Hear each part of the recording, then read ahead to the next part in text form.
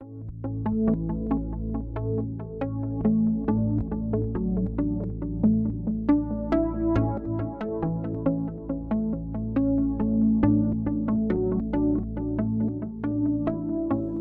à tous. Alors, une fois n'est pas coutume, aujourd'hui, on ne va pas vous faire découvrir les médecines alternatives, mais on retrouve un habitué, le professeur Henri Joyeux. Professeur, bonjour. Bonjour. Qui nous fait l'amitié d'un entretien hyper rapide, car il est entre deux avions. Il part dans 2 heures pour Chicago pour donner une conférence. Mais aujourd'hui, on va parler de l'actualité, car le Conseil d'État, le ministère, les lobbies qui sont derrière, les révélations sont là. Et c'est en exclusivité pour alternativesanté.fr. C'est parti. Alors, professeur, la situation est grave. En effet, la loi impose une vaccination contre 3 maladies et c'est juste. Et je ne suis pas opposé à ça, diphtérie, tétanos, polio. Seulement, depuis quelques années, les familles se plaignent parce qu'elles ne trouvent pas ce vaccin en pharmacie, alors qu'en pharmacie, on trouve un vaccin dans lequel il y a les 3 lutte contre les maladies, plus 3 autres qui ne sont pas nécessaires, 7 fois plus chers. Tout ça, c'est une arnaque montée de toutes pièces par les laboratoires pharmaceutiques français et étrangers. Et le Conseil d'État, qui est la plus haute juridiction administrative de notre pays, dit à la ministre, « Madame la ministre, vous n'avez pas fait votre boulot, il faut absolument que les familles trouvent ce vaccin tel qu'il est demandé par la loi. » Alors, je vous interromps pour remettre un petit peu les choses dans le sens de l'histoire. Avant de mettre en cause le gouvernement et les laboratoires qui sont derrière, j'aimerais que vous nous disiez si oui ou non, clairement, vous êtes contre la vaccination comme vos adversaires vous le reprochent. Non, je suis très favorable à la vaccination, mais je ne suis pas favorable aux abus. C'est exactement la même chose pour bien d'autres choses dans notre société. Il y a des abus et ces abus, il faut les faire comprendre, il faut les faire connaître. Nous n'avons pas besoin, par exemple pour ce qui me concerne, d'être vaccinés contre la grippe. Je suis en pleine forme. 10 millions de personnes plus 65 ans qu'il faut vacciner contre la grippe, c'est niet. Il y en a 2 peut-être qui en ont besoin, parce qu'ils sont malades, parce qu'il y a des raisons qui sont des raisons médicales, mais ce n'est pas à la ministre à en décider, c'est au médecin. Et personne d'autre. C'est le médecin qui est prescripteur, c'est lui qui est responsable. Seulement, Big Pharma ne veut pas ça. Ceux qui veulent l'empire vaccinal, c'est qu'on impose la vaccination à tout le monde. C'est-à-dire que comme ça, dans les écoles, tous les gosses vont être vaccinés contre le papillomavirus, garçons et filles contre le cancer du col de l'utérus à l'âge de 9 ans. On va vacciner tous les vieux contre le zona, alors qu'il y en a un tout petit nombre qui en a véritablement besoin. Encore que, on sait aujourd'hui que si vous êtes très fatigué en immunodépression, avec par exemple, prenons l'exemple du sida, il ne faut pas vous vacciner parce que vous n'avez pas un système immunitaire qui fonctionne. Bon. Donc ça veut dire qu'il y a des indications de la vaccination. Et le Conseil de l'ordre des médecins ne fait pas son boulot, je le dis très clairement, parce que le boulot du Conseil de l'ordre, ce n'est pas de dire il faut vacciner tout le monde, c'est de dire vous, mon confrère, ma consoeur médecin, voilà, c'est votre responsabilité. Formez-vous et dites aux patients, arrivez à convaincre le patient, le papa, la maman, la personne âgée, vous avez besoin du vaccin pour telle et telle raison, ou bien non, passez, vous n'avez pas besoin. Une chose est la pénurie du vaccin, organisée comme on va le voir. Une autre est la sanction de vos pairs. Car vous dites, il faut rendre aux médecins ce qui leur appartient. Oui. J'entends bien. Oui. Mais ce sont ces mêmes médecins qui ont décidé de vous radier de l'ordre. Bon. Donc est-ce qu'il n'y a pas une contradiction? Non, alors il n'y a pas de contradiction parce que le Conseil de l'ordre de mon département m'a demandé de m'expliquer. Je me suis expliqué, ils ont dit rien à voir. Seulement, le président du national, qui est lié d'une façon ou d'une autre, peu importe les détails, avec la ministre elle-même directement, qui m'a insulté en disant que j'étais un médecin ringard, etc. de l'autre siècle, eh bien, ce président du Conseil de l'ordre a donné des ordres au conseil régional de ma région, où il y a des médecins généralistes qui se sont payés un boss des hôpitaux, de la faculté de médecine de Montpellier. Et donc, ils m'ont convoqué.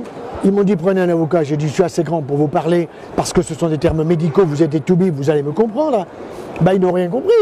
Ils ont dit Joyeux, il est contre les vaccins, c'est un mec dangereux. Jamais dit ça. Revenons sur la situation actuelle. D'un côté, donc, pénurie dont vous dites qu'elle est organisée du vaccin de base, ce qui est un boulevard pour l'hexavalent, c'est-à-dire un dispositif à 6 et peut-être même bientôt plus. Bien sûr, 8 de plus. 8 de plus. Il y a eu une concertation citoyenne. Pourquoi se priver après une concertation citoyenne? La démocratie est en marche. Manipulée. Vous allez en parler. Une chose est ça, une autre est donc votre situation au regard du Conseil de l'Ordre, oui, sachant que le Conseil départemental, on ne va pas trop rentrer dans les détails, oui, mais pour montrer quand même que vos pairs, alors le départemental vous soutient, oui, le régional me soutient pas. Voilà, veut vous radier. Oui. Et vous, à titre personnel, bien entendu, vous faites appel, donc étant suspensif, cet appel vous autorise à continuer à exercer mon métier, ce que je fais. Et à ne pas risquer de vous faire piquer le titre de professeur qui dépend de l'université. Absolument, vous avez tout compris. Donc la situation est pour l'instant très simple, quoi qu'on dise.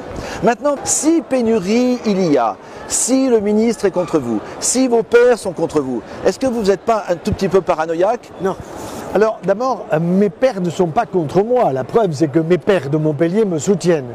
Que le président du Conseil de l'Ordre de l'Hérault m'a appelé après le Conseil d'État pour me féliciter. Bon, sympa. Bon. Donc, par contre, si vous voulez, les pairs, c'est le président du Conseil de l'Ordre national. C'est même pas le Conseil de l'Ordre, j'ai rien contre le Conseil de l'Ordre, sauf qu'il faudra le modifier. Et ça, c'est au prochain président de la République, je ne sais pas qui ça sera, et je lui donnerai des idées s'il le faut, il n'y a aucun souci. Il faut un Conseil de l'Ordre des professions de santé, pas simplement des toubibs. Professions de santé, médecins, pharmaciens, naturopathes, ostéopathes, chiropracteurs, kinés, sages-femmes, infirmières, tout ça, ce sont des professions de santé. Vous voyez, nous changeons de siècle. Il faut savoir que le Conseil de l'Ordre, quand il a été créé en 1940, c'était quand même pour mettre l'étoile jaune sur les médecins. On est un peu à ce stade aujourd'hui, hein, avec des ordres ministériels qui sont des ordres soviétiques. Il faut dire les choses comme elles sont. Inacceptables, je ne me laisserai pas faire. Dites-moi, les présidentielles, ça ne vous tenterait pas par hasard avec le buzz que vous faites en ce moment? Non, non, je veux dire, on m'a proposé des postes un peu dans tous les partis. Non, je suis à un âge où je dois rester un lanceur d'alerte, un défenseur du grand public, des familles, des enfants. Une actualité aussi vous donne raison, c'est que vous avez passé le cap du million de signatures. 1 94 000 voilà, aujourd'hui. Ce qui est un signal fort. Oui, nous allons à 2 millions et il faut y aller. Pourquoi faut-il y aller? Parce qu'il faut que le sujet rentre dans la campagne présidentielle de façon à ce que les futurs candidats puissent donner une réponse à ce peuple d'enfants, 800 000, 820 000 enfants qui naissent chaque année en France. Bon, ça veut dire que tous les 2 ans, ça fait 1,6 million, 3 ans, 3,24 millions, donc 2,4 millions, et les parents sont inquiets. Bon, donc je suis là pour défendre les parents, pour défendre les enfants, et je ne me laisserai pas faire. J'ai beaucoup de monde derrière moi pour vous dire, il y a des gens dont je ne peux pas donner des noms parce qu'ils seraient eux-mêmes emmerdés par le Conseil de l'Ordre des médecins. Alors, en étant professeur de faculté, j'ai le droit d'être un lanceur d'alerte. Ça fait partie de mes compétences, ça fait partie de mon devoir d'être un lanceur d'alerte, alors que si j'étais médecin généraliste, je ne minimise pas le rôle, je ne peux pas être autant un lanceur d'alerte, parce qu'un prof, c'est un enseignant, c'est un chercheur, c'est quelqu'un qui doit transmission de l'information, non seulement à ses élèves, mais aussi au grand public qu'il soigne, aux patients. C'est ce que vous faites avec le succès qu'on sait dans tous les salons, conférences, et ça marche, et les salles sont pleines. Tout à fait. Et c'est un signal fort. C'est un signal très fort. J'aimerais que vous nous donniez un petit peu votre position sur ces rapports un peu compliqués que vous avez avec Marisol Touraine, sachant que la ministre vous traite de tous les noms d'oiseaux. Tout à fait. Et vous fait passer, pour dire les choses, pour un vieux sénile, quoi. Je vais vous dire, elle est incompétente, donc là-dessus, je ne crains pas ces insultes. La seule chose, si vous voulez, c'est que ces insultes, quand même, passent dans la population. Et qu'on dit, mais est-ce que vraiment, il y a un doute? Est-ce qu'on peut avoir confiance dans ce que dit le professeur Joyeux? Bon. Donc, il faut absolument que je donne des arguments solides. Et ces arguments solides, je les ai mis dans un bouquin sur les vaccins, comment s'y retrouver. Je suis en train de préparer une 2e édition avec des réponses encore plus précises, et je peux dire que je connais le sujet parfois mieux que les vaccinologues ou les immunologues. Un cancérologue doit connaître l'immunologie. Pourquoi? Parce que quand vous avez des déficits immunitaires, vous risquez d'attraper une maladie infectieuse ou même un cancer. Donc le cancérologue chirurgien n'est pas simplement un ouvrier spécialisé avec son bistouri, c'est aussi quelqu'un qui doit réfléchir. En plus de l'intervention chirurgicale, qu'est-ce qu'il faut donner comme traitement? Comment prévenir la récidive? Donc je suis obligé de connaître les vaccins. Le vaccin contre le cancer du col est un vaccin destiné à éviter un cancer du col de l'utérus ou un cancer de la zone ORL. Donc je prends ça au sérieux, bien évidemment. Est-ce que ça prévient? incertitude là-dessus, incertitude scientifique, mais ce n'est pas ce que dit celui qui fabrique le vaccin.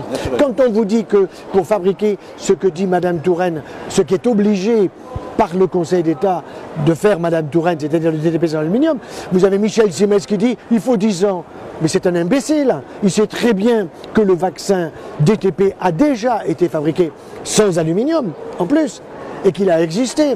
Mais vous savez pourquoi? Ils ont augmenté le nombre des valences, parce qu'ils ont dit il y a des allergies. Il y a eu, a dit Marisol Touraine, il y a eu une petite étude sur les allergies. Petite étude? C'est quoi petite étude? Montre-moi l'étude. Une étude scientifique de qualité? Montrez-la moi. Je l'ai demandé. Je l'attends toujours. Il y a une chose aussi sur laquelle on peut revenir, c'est cette consultation populaire qui est un peu la caution que la ministre a voulu donner à la sincérité de son projet. La population est de plus en plus compétente grâce à vous les journalistes. Parce que vous quand même, le grand public arrive à discerner quand il se fait berner et quand c'est vrai. Et ceux qui signent la pétition sont en train de se dire mais Joyeux il n'est pas contre les vaccins, Joyeux il est contre une arnaque des laboratoires pharmaceutiques. Ils savent lire. Seulement, quand vous voulez tuer le chien, ben vous l'accusez de la rage. C'est comme ça que vous arrivez à dire, mais non, Joyeux, il est contre les vaccins, c'est un mec dangereux. En plus, il est à la retraite. En plus, c'est un vieux. Il faut qu'il aille jouer au golf, comme a dit Michel Simès. C'est lui qui va aller jouer au golf bien avant moi. Avec les sponsors qu'il a Oui, avec les sponsors qu'il a, ne vous inquiétez pas. Il aura tout ce qu'il faut pour payer ses balles et ses cannes. En attendant, cette fameuse consultation populaire, elle n'a pas fait l'unanimité, c'est le moins qu'on puisse dire. Ah bah, c'était une manipulation totale, puisque vous avez eu un jury citoyen. Le cas de jury citoyen, ils ont choisi par des sociologues un certain nombre de personnes, et ce jury citoyen, ça a correspondu à peu près à 22 personnes, plus 10 542 internautes. Moi, j'ai fait étudier de très près par des statisticiens les réponses. 70% des gens me donnent raison. Il faut le DTP, le plus vite possible. Ce que les papas et les mamans demandent pour leurs enfants. Bon, mais ça n'a pas été dit. Aucun média n'en a parlé. Évidemment, ça me donne raison. Ensuite, vous avez un jury de professionnels. Vous savez ce qu'ils ont dit, les professionnels? Eh bien, ils étaient 22, ils se sont retrouvés 16. Il y en a qui se sont barrés en disant on ne veut pas rester. Ils ont dit il faut que les vaccins ne soient plus obligatoires. Et puis vous avez le président de la concertation avec deux de ses collègues, l'une qui est de Suisse, professeur de vaccinologie payé par Big Pharma, et l'autre qui est un type qui a eu de Sanofi Pasteur un prix de 100 000 € pour ses travaux que je reconnais comme étant des travaux valables, mais qui veut dire qu'il y a une liaison. Et le professeur Alain Fischer, il a dit non mais écoutez, il faut que dans l'avenir les vaccins soient plus obligatoires, mais pour l'instant on va en ajouter 8 de plus. Qu'est-ce que c'est cette incohérence? Ce type, il est scientifique, il est au Collège de France, et il vous dit, il faut que ça soit plus obligatoire, mais on va les rendre obligatoires 8 de plus. C'est ça qui est un petit peu compliqué vu de l'extérieur pour le profane, c'est de se dire que des professeurs de médecine, tous plus brillants les uns que les autres, ils sont un peu comme les avocats avec la blanche Hermine qui n'est pas forcément si blanche qu'on le croit. Absolument, vous avez tout compris. Il faut faire très attention parce que nous avons des influences très fortes qui sont des influences que nous retrouvons à partir du moment où on vous dit vous allez donner une conférence à tel congrès, à tel endroit, etc. Ça m'est arrivé encore récemment, j'ai dit non, je ne veux pas y aller à ce congrès parce que vous me payez le voyage et je sais ce que vous voulez que je dise. Et moi je ne veux pas dire ça, donc ne comptez pas sur moi. On en vient maintenant au sujet de fond. Oui. Qui est derrière tout ça? Pour moi, c'est extrêmement simple. La manipulation faite par Big Pharma et l'empire vaccinal est une manipulation extrêmement astucieuse. Silence. Et puis, dans les pharmacies, vous arrivez pour chercher le vaccin pour votre petit.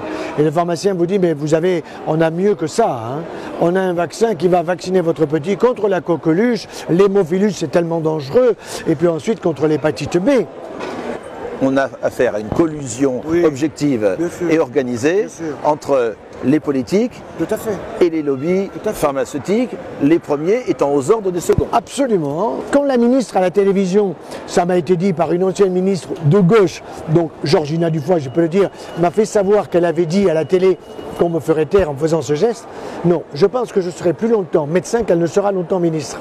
Elle est sous la dépendance des lobbies extrêmement puissant, je dis bien extrême, c'est un empire vaccinal, c'est David Goliath. Alors vous n'allez pas vous faire des copains avec ça, est-ce que vous n'avez pas peur? La seule chose qui m'interroge, c'est le silence. Ce n'est pas le silence de ma part, la preuve c'est que je réponds à toutes vos questions, c'est le silence de Big Pharma, c'est le silence du ministère également, qui normalement, si j'étais un peu ouvert, il devrait me convoquer. Je ne demande pas ce qui me paye le voyage. Madame Touraine va vous recevoir. Le conseiller Madame Touraine va vous recevoir. J'ai demandé et j'ai dit que j'étais prêt à voir les gens de chez Mérieux. Avant, il y avait un laboratoire, il y a un laboratoire pour les animaux qui s'appelle Mérial. Bon, Mérieux Aluminium, n'est-ce pas? Et ça, c'est pour vacciner les animaux. Ben maintenant, ils ont supprimé l'aluminium des vaccins pour les animaux. Pourquoi? Il y a eu des pépins, des cancers graves. Probablement dû à l'inflammation, dû à l'aluminium, peut-être pas directement, mais indirectement. Mais les labos ne vous reçoivent pas, ni le ministre. Non, silence. Ça, c'est inquiétant, parce que ça veut dire qu'ils ont peur. Ils ont peur de mon argumentation. Donc la seule solution, quand vous avez peur d'une argumentation solide, c'est de ridiculiser non pas l'information, mais le bonhomme. Donc vous dites, oh, oui, Joyeux, il faut qu'il aille jouer au golf. Joyeux, il est retraité. Joyeux, c'est un vieux... Non, ça ne marche pas. Alors, qu'est-ce qui reste pour vous faire taire? On pourrait dire Joyeux a tenté de se suicider, par exemple. C'est pas dans mon caractère, vous voyez. Ou bien, je sais pas, moi, trouver d'autres choses pour détruire la personne.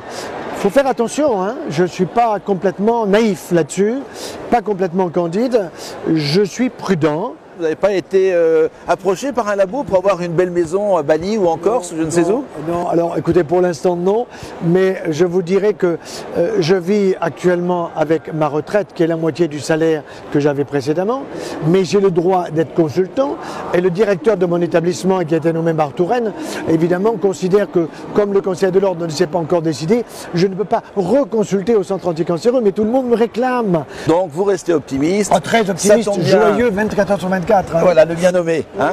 Ok, alors maintenant, avis à ceux qui ont décidé de lui faire du tort. Le professeur est bien là, 2 millions bientôt de signataires, de citoyens, de la pétition. Avec une pétition, c'est du béton armé ça. Absolument. Hein. Rien ne résiste, c'est la vraie démocratie ça finalement. Il suffit de taper sur internet www.professeur-joyeux, vous allez à pétition, si vous ne l'avez pas signée, vous la lisez d'abord.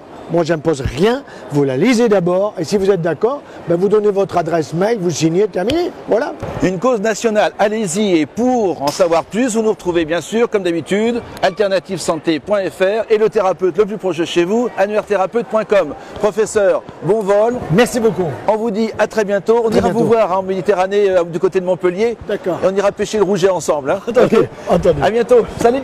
Au revoir. Super. Ok. Au revoir et merci beaucoup. Allez, au revoir.